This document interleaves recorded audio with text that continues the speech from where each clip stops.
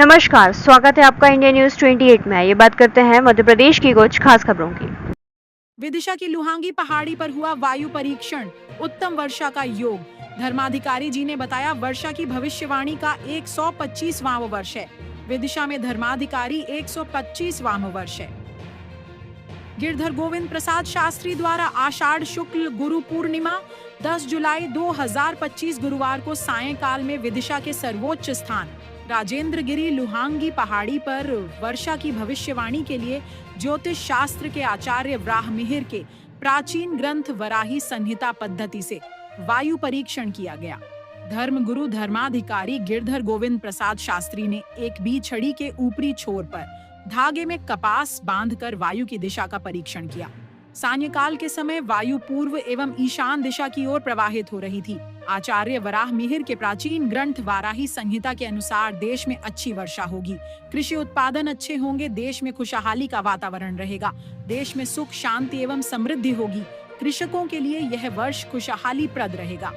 विदित हो वरिष्ठ धर्माधिकारी पंडित गोविंद प्रसाद शास्त्री के पूज्य पिताजी पंडित उमाशंकर शास्त्री द्वारा प्रारंभ इस परंपरा में 125वें वर्ष में वर्षा की भविष्यवाणी संपन्न हुई।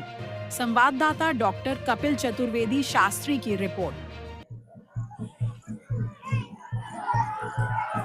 धर्माधिकारी कार्यालय द्वारा गिरधर गोविंद प्रसाद शास्त्री धर्माधिकारी के द्वारा हमारे पूर्वजों के द्वारा 125 वर्षों से विदिशा का सर्वोच्च स्थान राजेंद्र गिरी लुहांगी पर वर्ष पर्यंत वर्षा योग के लिए आषाढ़ शुक्ल गुरु पूर्णिमा के दिन वायु परीक्षण गोधूली बेला में सूर्यास्त के समय किया जाता है।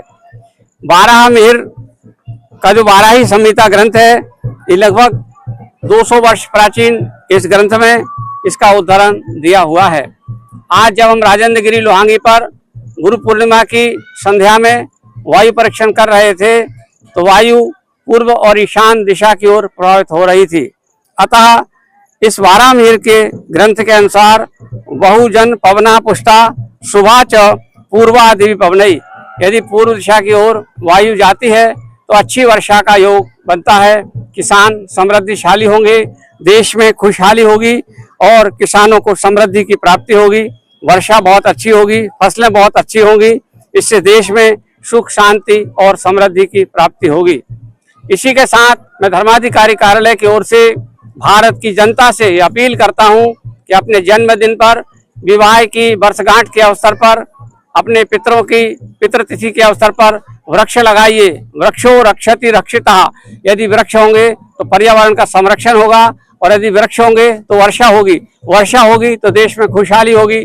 अतः अच्छी वर्षा के लिए, भविष्य में अच्छी वर्षा हो, इसके लिए आप स्थान स्थान पर वृक्ष लगाइए, वृक्षों का रोपण कीजिए, पौधरोपण कीजिए, इससे देश में समृद्धि और खुशहाली होगी।